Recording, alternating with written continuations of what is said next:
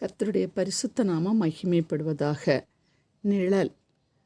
சங்கீதம் 91 1ஆம் வசனம். உன்னதமானவரின் மறைவில் இருக்கிறவன் சர்வ வல்லவருடைய நிழலில் தங்குவான்.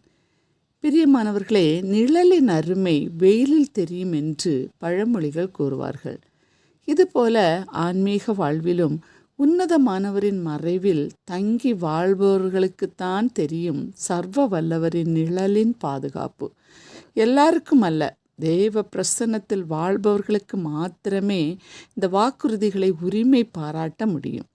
நம்மை ஒடுக்குகிற மக்களுக்கும் நம்மை சூழ்ந்திருக்கும் பகைஞர்களுக்கும் மறைவாக ஆண்டவரின் செட்டைகள் நிழலாக நம்மை காப்பாற்றும். உன்னதமானவர் என்றால் எல்லா தெய்வங்களிலும் உயர்ந்தவர் என்று பொருள்படுகிறது. தாவீது கூறும்போது உன்னதமானவரின் மறைவு என்பது எந்த எதிரியாலும் தொட முடியாத உலகின் மகா பெரிய அடைக்கலமாக கூறுகிறார். ஆண்டவரின் நாமத்தினால் அவரை ஏற்றுக்கொள்ளுகிறவர்கள் எத்தனை பேர்களோ அத்தனை பேர்களும் ஆண்டவரின் பிள்ளைகள். அவருடைய பிள்ளைகளாகிய நீங்கள்தான் அந்த அரணுக்குள் மறைத்து வைக்கப்பட்டிருக்கிறீர்கள் என்று நாம் நம்ப வேண்டும்.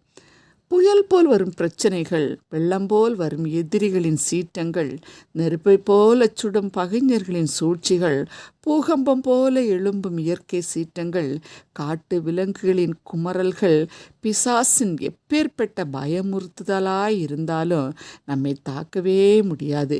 இப்படிப்பட்ட பிரச்சனைகளை விட சர்வ வல்லவரின் நிழல் ஆற்றல் மிக்கது. சர்வ வல்லவராய் இருக்கிறவர் நமக்கு போதுமானவராய் இருக்கிறார். உபாகமம் 28ஆம் அதிகாரம் 7ஆம் வசனத்திலே, உனக்கு விரோதமாய் எழும்பும் உன் சத்துருக்களை கர்த்தர் உனக்கு முன்பாக முறியடிக்கப்படும்படி ஒப்பு கொடுப்பார். ஒரு வழியாய் உனக்கு எதிராக புறப்பட்டு வருவார்கள், 7 வழியாய் உனக்கு முன்பாக ஓடிப்போவார்கள். நிச்சயம் நடக்கும். அந்நிய கண்கள் அல்ல, நம் சொந்த கண்களாலே காண்போம். நாம் சர்வ வல்லவரின் நிழலில்தான் தங்கியிருக்கிறோமா என்று அலசி ஆராய்ந்து பார்த்து நம்மை ஒப்பு கொடுப்போமா? ஜெபிப்போம். அன்புள்ள இயேசு சுவாமி, நீர் தந்த நல்ல வாக்குறுதிக்காக உமக்கு நன்றி அப்பா.